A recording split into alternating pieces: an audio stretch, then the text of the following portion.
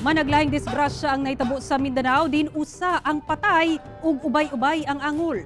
Atong sayro ng detalye sa report ni Rial Soroche.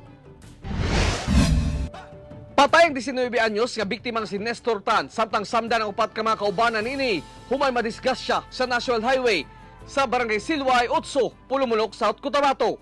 Gikan Jensen Fishport ang truck sa mga biktima nga may kargang isda aron i-deliver sa Takurong Sultan Kudarat. Apan hibuto ang ligid ini hinungdan nga nawadan og kontrol ang driver ug nalabay ang mga biktima sa kalsada ug nabunal ang ulo sa semento. Sa Bansalan, Davao del Sur, nagbangga ang duha ka sakyanan sa kilometer 78 sa National Highway sa Barangay Dulo. Sa usa ka sakyanan, samaran ang driver ug 7 ka pasahero. Hinoon, gidala-gilayon sila sa ospital.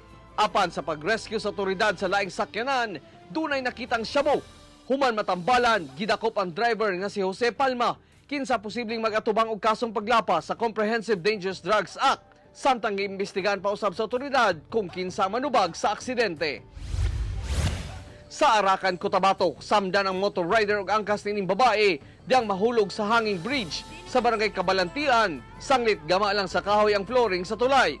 Mibigay kini samtang mitabok ang mga biktima. Swerteng sa kilid ra sa sapa nahulog ang motor ug dili sa tubig. Sumala sa barangay, makapilang higayon na dunay natagak sa maong tulay. Panghinaot nila nga makongkreto na kini aron likay sa disgrasya. Hapsay sab nga matabok ang mga produkto sa barangay. Ako, si Rial Soroche para sa One Mindanao.